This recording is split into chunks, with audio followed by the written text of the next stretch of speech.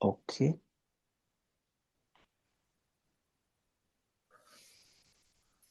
Hello and welcome, listeners. Our focus is to discuss about the interesting, thought-provoking topics.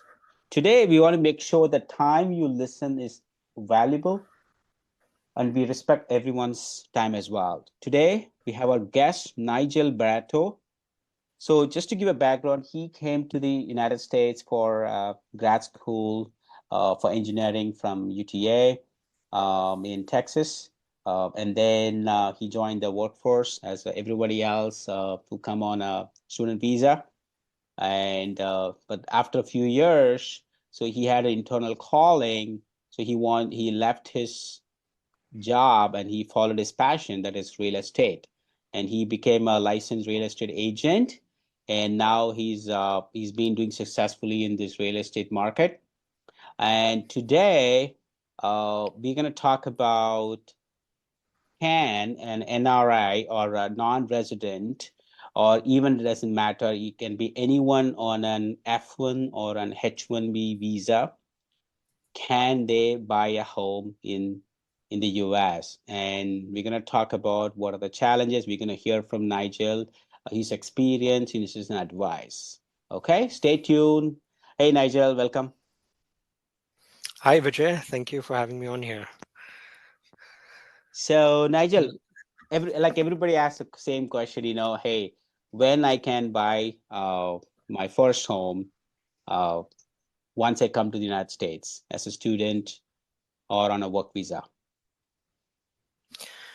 Yes, and Vijay, that's a broad question, but to give you an answer, to give you a straight answer, it's definitely a possibility, and this is possible for both H1 visa holders as well as F1 student visas. So I myself was on H1B and an F1 visa, and I I could relate to what people would be thinking about with regards to securing a home. But yes, I could go through the technical details that are required, but I'm here to help you out. And in hindsight, I felt that in the initial years of me being on H1B, I could have bought a home either by myself or teamed up with a few of my other friends and invested in real estate. But that is something that we did not end up doing. So I'd love to help people on these visas. So yeah, just to give you a breakdown, Vijay, if I have the permission. Um, so at the outset, if you're on an F1 visa and you have secured a job, say, that you have an offer letter that is ready, that's something that the lender would approve of. Now, there are certain lenders that do go through that process of vetting you as a potential buyer, but there are other lenders who would look at your offer letter and trust you more in the process of being lent the money and lent the money for the mortgage, obviously. And yeah, that is something that you could certainly achieve on an F1 visa.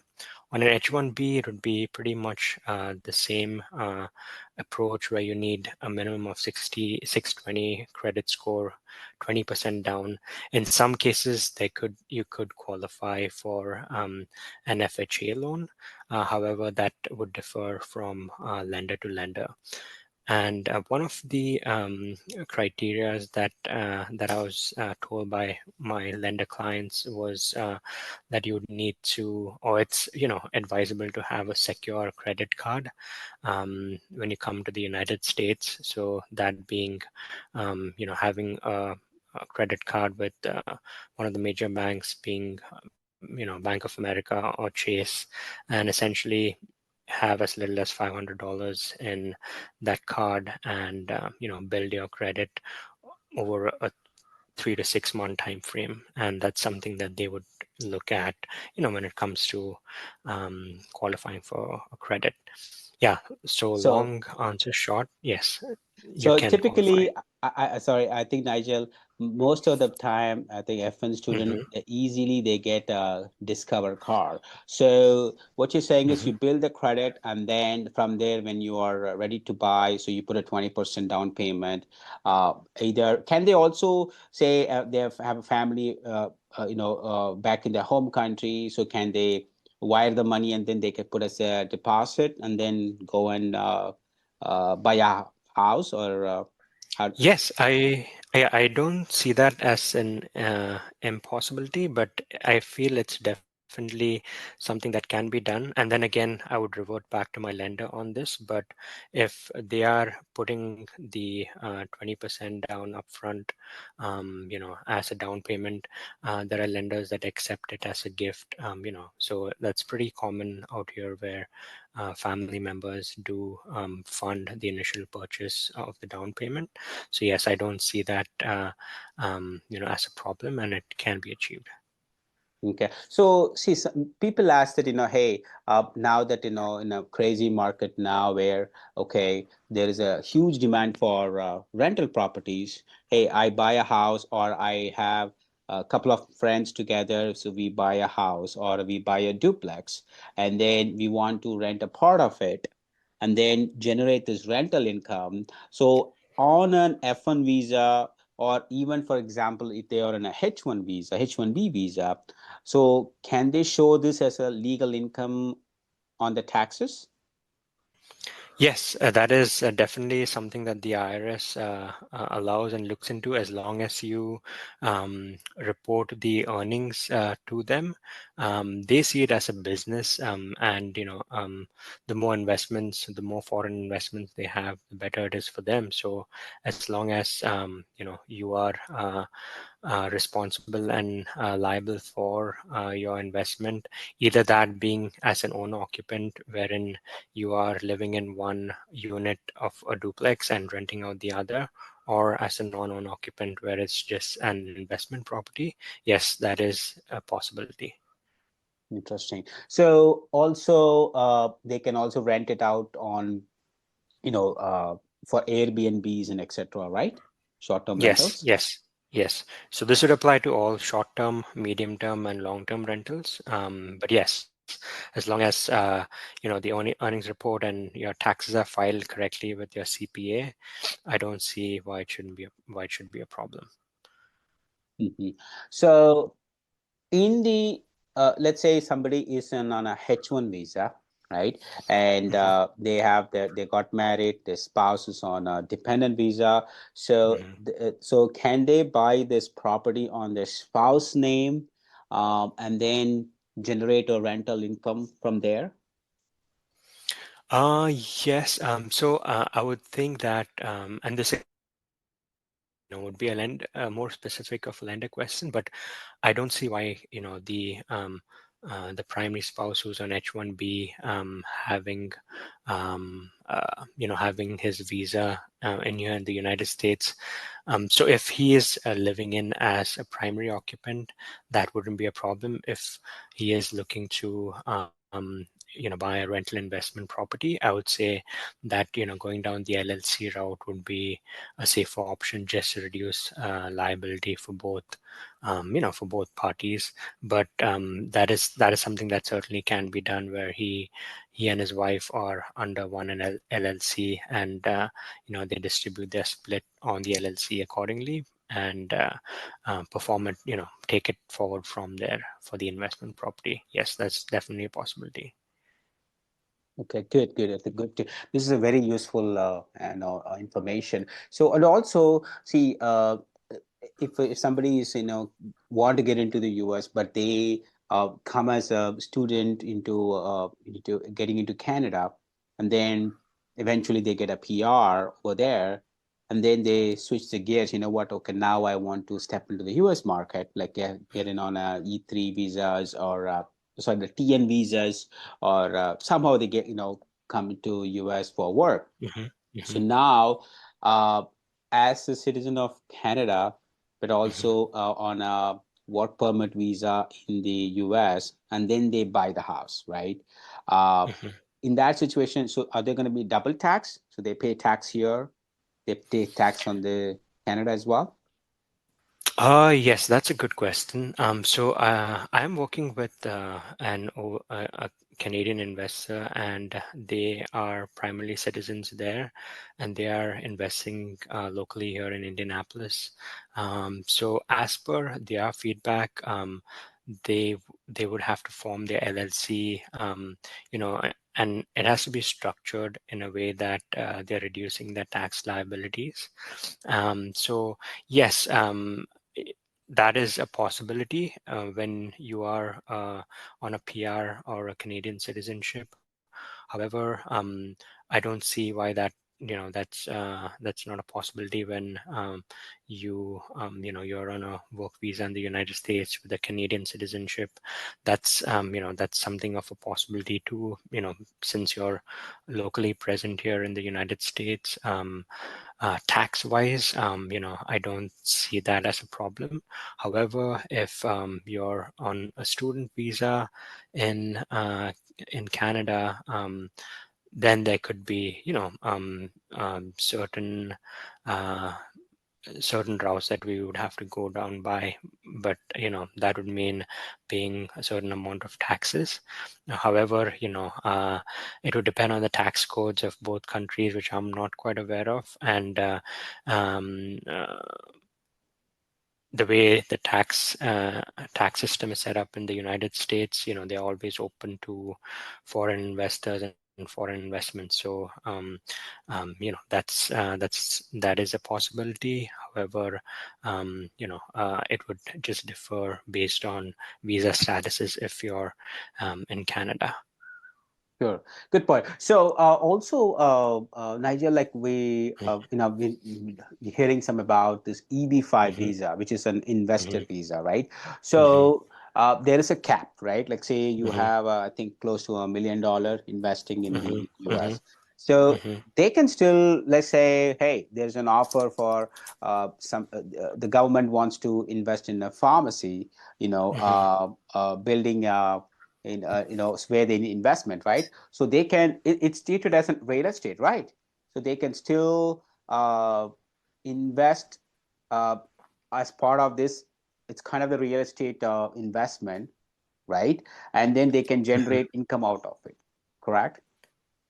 Yes. And yeah, I Any would need to like, look a little more. Yes, okay, go ahead. sorry to interrupt. So even for example, somebody wants Mm-hmm, to, there is a development company in Indianapolis. They are looking mm-hmm, to raise capital mm-hmm, to build a stadium or to build a mm-hmm, big, mm-hmm, apartment units, right? mm-hmm, mm-hmm. So that's a lucrative as well for somebody who's aspiring into get into this real estate in the US to step into it, right?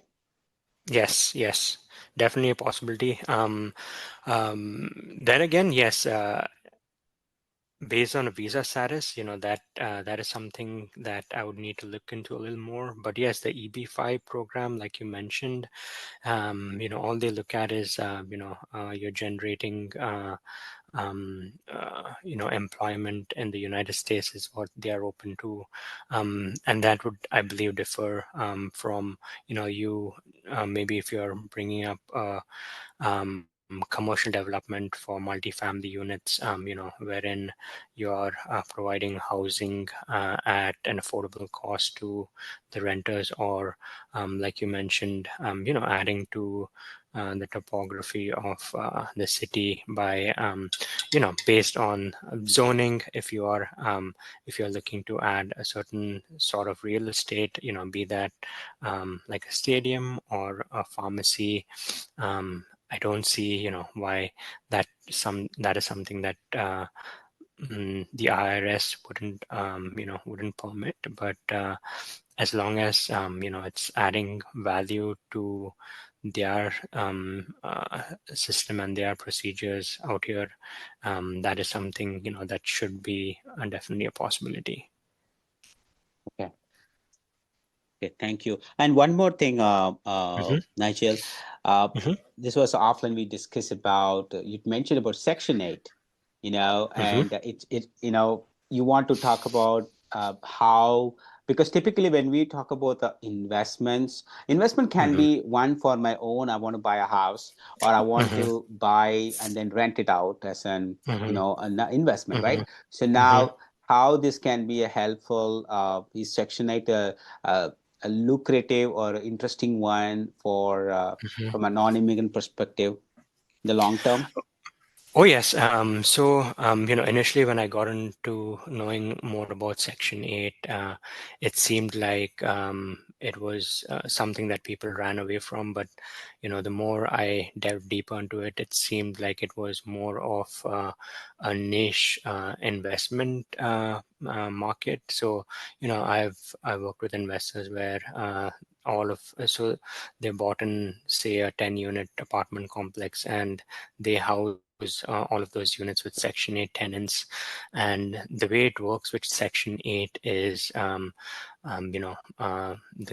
federal government covers about 80, and in some cases 90% of the total rental amount of the property. So that's reduced liability for the tenant, but at the same time you have tenants that are screened, so they would have to qualify for Section 8. And when I look at it from the tenant perspective, they wouldn't want to lose that status of Section 8, because so that would mean that, and then again, all tenants would be different. You would have some tenants that would not treat your property well, but the other tenants would take care of your property very much. So that comes down to vetting your tenant.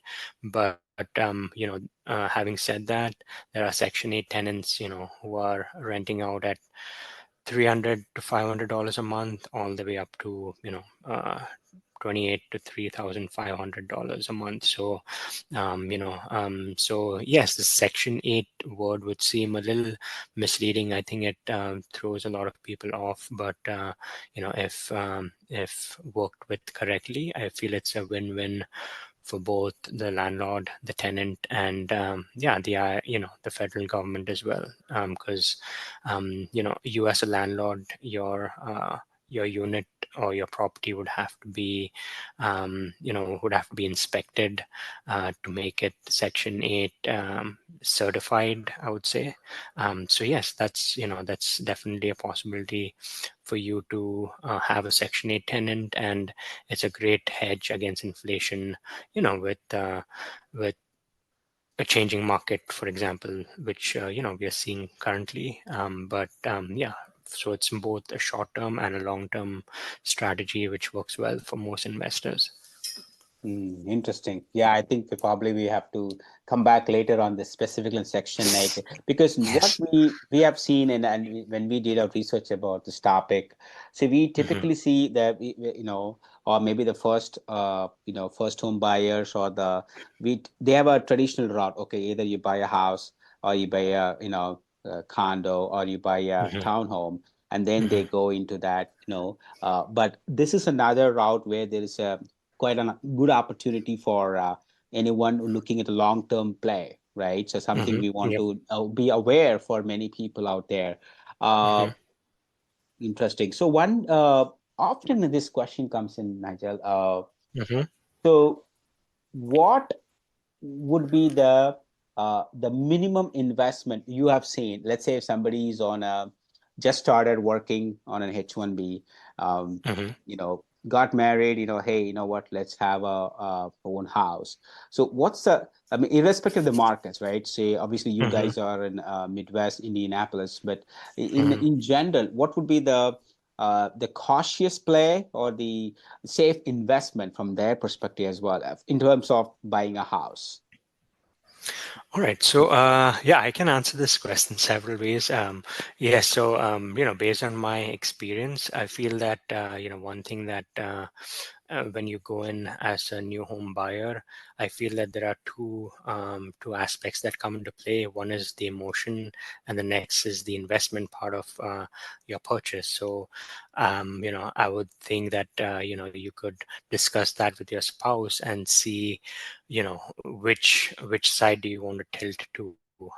Is it, do you want a bigger house? You know, is it something that you've dreamt of? Well, then you can, certainly go ahead and do that. But if you're also looking it from an investment perspective, then it's all about the numbers. And I would say one thumb rule that I have seen that works is looking to see that your cost to carry, which is um, your principal, your interest, taxes, insurance, then HOA if applicable, and your PMI payments if applicable. So your cost to carry, which is what you pay your lender every month, I feel that should not be too high as compared to what the rents are in that neighborhood where you're buying the property. So say, the property rents, say a 4-bed 3-bath has a leased comp of 2,700, which means that Mhm. it's been rented out for $2,700 a month. So you would need to take into factor what is your cost to carry. So if you are buying a property in that neighborhood, what are your PITI payments, or essentially your PITI plus HOA or PMI if applicable, the total cost or the total monthly payments that you make to your lender. If that is, say, 3,500, then that would be more of a red signal. But if it's somewhere closer to the 2,700, if it's below, it's great. But if it's you would want to keep it somewhere in like the 27 to $2,900 range, your carrying costs, just to keep you more on the safer side is Mm. how I would look at it, especially if markets are changing, or um, if or even in a steady market, it's something that you can always look into. But yeah, that's a thumb rule that I've seen that works pretty well.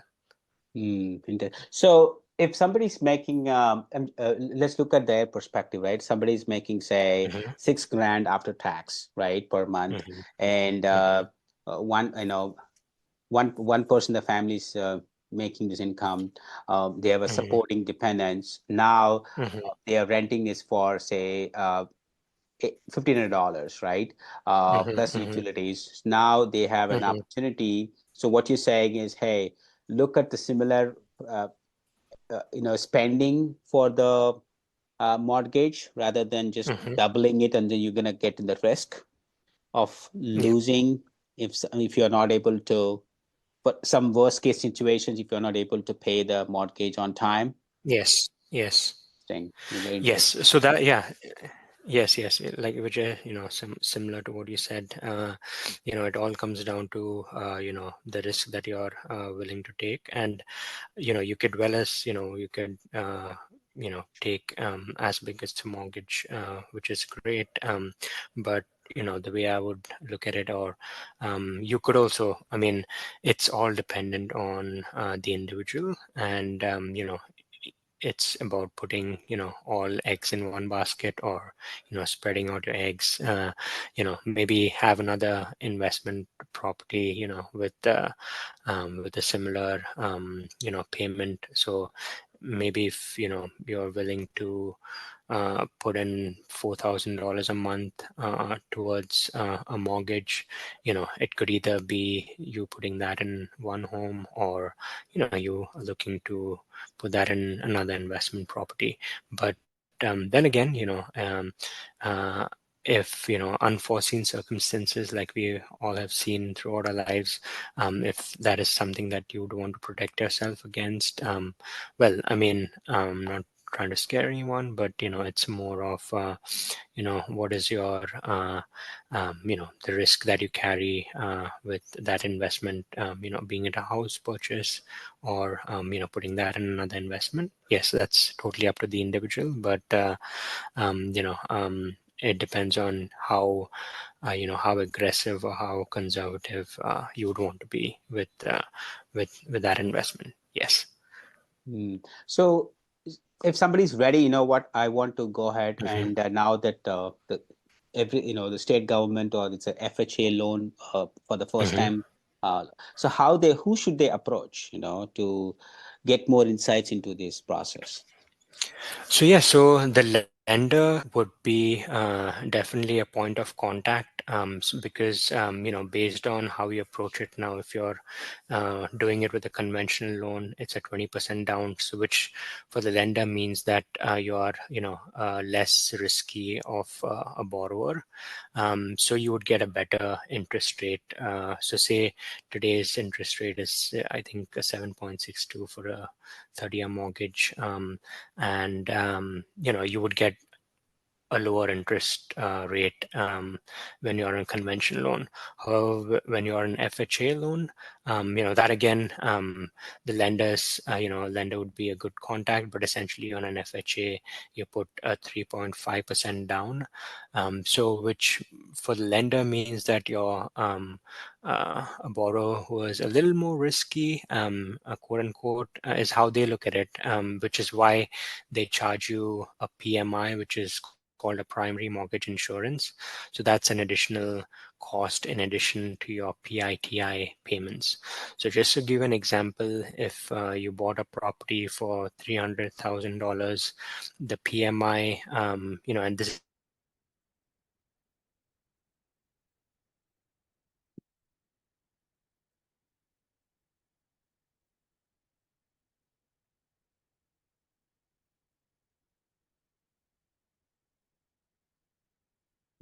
Hey, Nigel, are you there?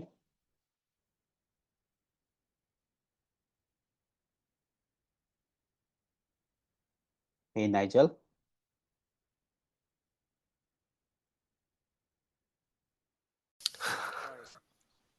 Sorry, go ahead. Oh, yes, go ahead. Yeah, sorry, Nigel, there was a interruption on No the worries. internet. So technology. So you were talking about this 3.5% on the PMI insurance and etc. And so the question is like, where do you see? I know the 7.62% was you said the current interest rate. What's going to happen in 2024? You're going to see, what's your analysis? Well, I'm looking at both sides of what is going on in the market. On one side, I mean, you definitely have the Feds who have come out and said that there's going to be a reduction in the interest rates going into 2024. Now, does that mean that with a reduced interest rate, there'll be more buyers into the market, which would push prices of real estate up? Well, that again would go against the control of inflation, which they are looking to get under control, is what it seems like.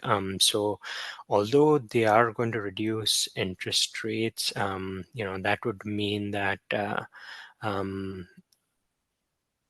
we could look at it, both ways. One, there could be more buyers into the market, which could, push home prices up. But as of today, the inventory is pretty low. It's more about 1 to 2 month supply. So just to give a perspective, a 5 to 6 month supply of housing is what's considered a stable market, but right now it's more about a 1 to 2 month supply.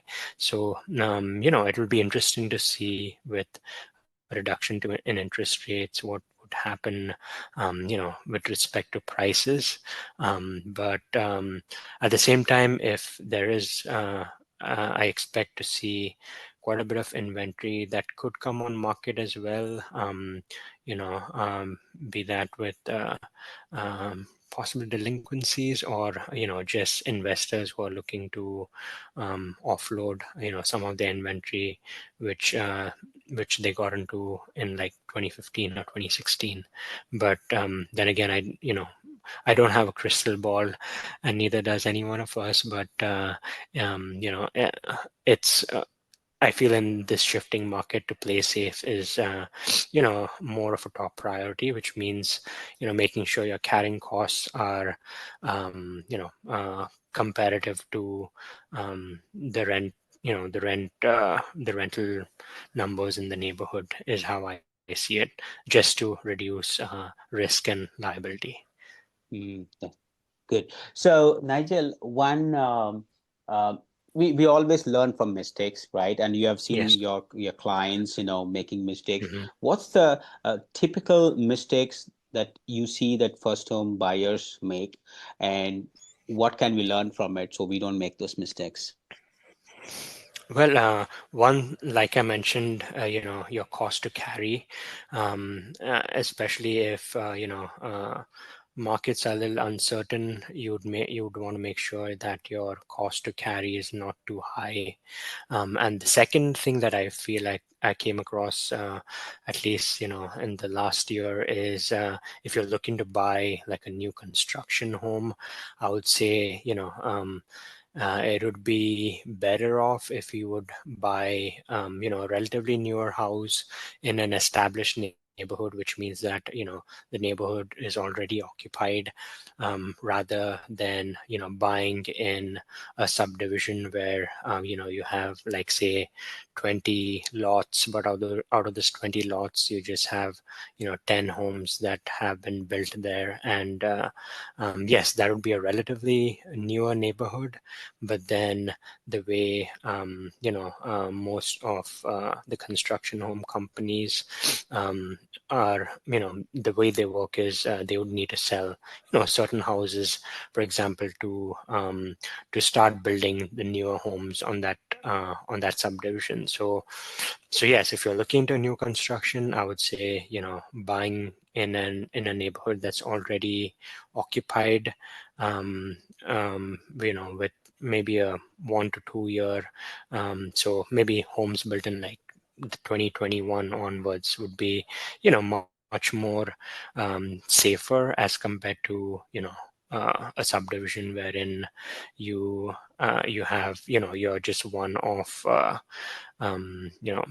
6 other homes in a 20 lot neighborhood, wherein, 14 homes have not been built yet. So I feel that, those subdivisions are a little riskier, and that's something that, I've learned, because, you wouldn't want to buy a new construction home with a huge carrying cost, wherein, the neighborhood is, not yet developed. But yes, that's just my 2 cents, on buying a little safer, in this environment. Sure. So we're running out of time, but I'm gonna have one last Yes. question. Uh, Hmm. So typically, like we always talk about the houses and etc. What if somebody wants to buy a land? Uh, do you see as a wise investment? Yes. So I mean, it would depend on, yes, you can buy a piece of land for sure, but it would depend on, like, you know, what do you see a future use on that piece of land. So if you're, say, looking to build a new construction home, that is something that would depend on market conditions, like, your cost of labor, cost of materials that you need to put on, on that property. And then, based on the ARV, so say, you had a property that sold for 560,000 the last month, you would want to be, all in on that property, either 560 or below, for you to make that right investment. But then again, if you're buying, a huge tract of land of 20 acres, that's closer to a theme park, for example, you can have several RVs parked there, um, or maybe make that a camping site, or essentially, build an apartment complex, for example, wherein you're getting more return on that investment on land.